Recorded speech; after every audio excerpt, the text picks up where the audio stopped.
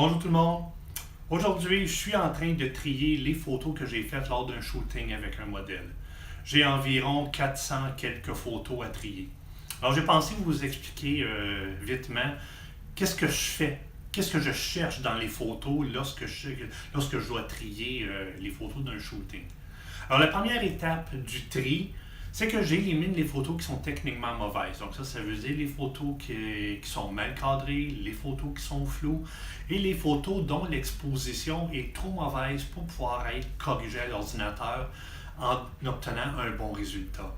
On peut à l'ordinateur corriger une photo qui est sous-exposée ou surexposée, mais jusqu'à un certain point.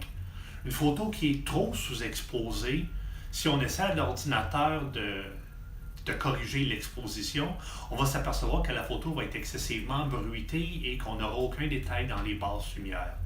Une photo qui est trop surexposée, lorsqu'on va essayer de corriger l'exposition à l'ordinateur, on va s'apercevoir que dans les hautes lumières, on va avoir des plaques blanches qui vont apparaître.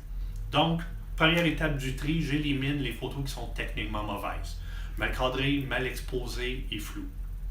Deuxième étape du tri, je regarde les photos et je retiens les photos qui font wow, les photos qui sont visuellement fortes.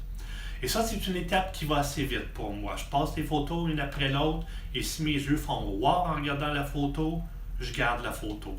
Si j'ai pas de réaction, je mets la photo de côté.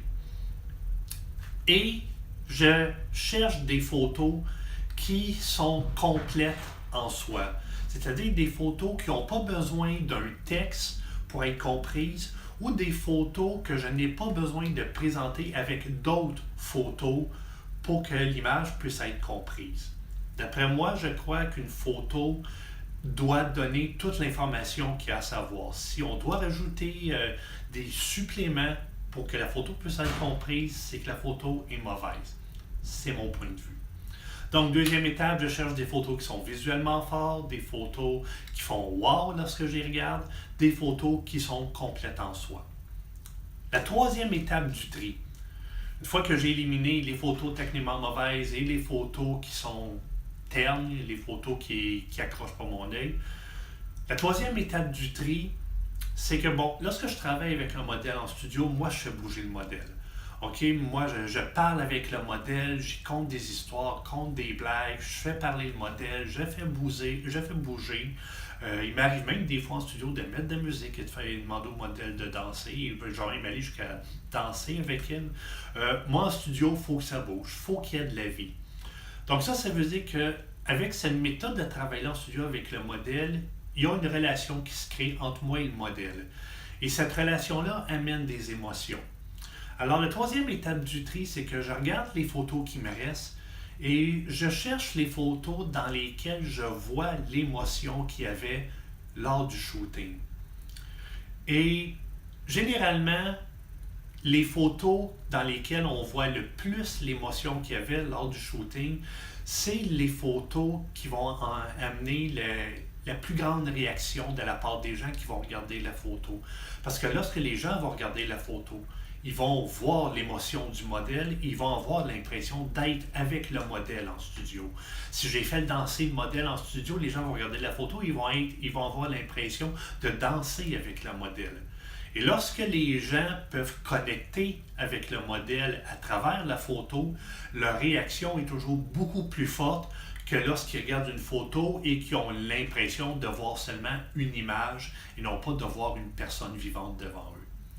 Donc, c'est ça. C'est les trois étapes de mon processus de tri lorsque je dois choisir les photos que j'ai faites avec un modèle. Première étape, je regarde la qualité technique des photos.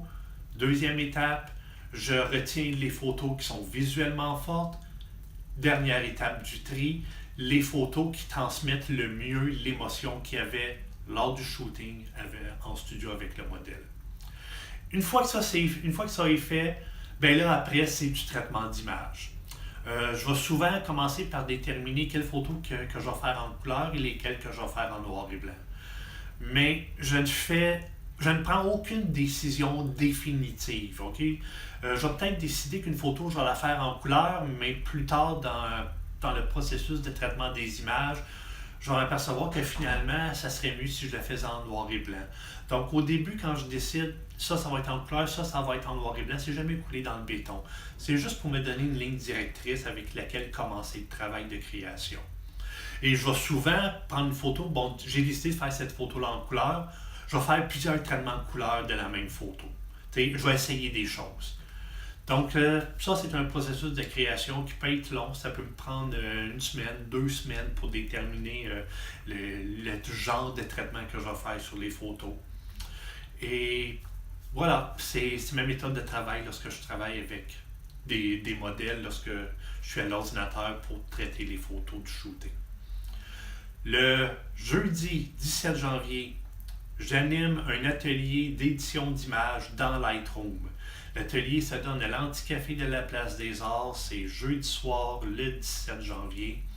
Alors, vous êtes invités.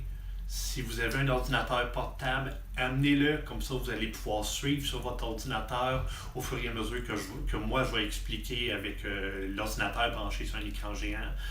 Amenez des fichiers RAW qu'on va pouvoir travailler à l'ordinateur lors de l'atelier. Donc, vous êtes invités jeudi 17 janvier. L'événement est sur ma page Facebook, Georges Paquin Photo. Alors, bye bye.